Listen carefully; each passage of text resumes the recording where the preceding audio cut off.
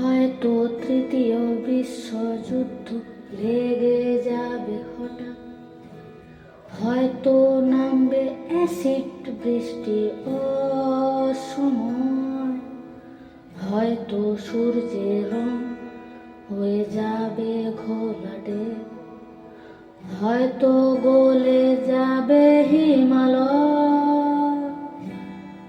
তবু আসবো আমি তোমার পাড়ায়, ফিরে আসবো আমি তোমার পাড়ায়।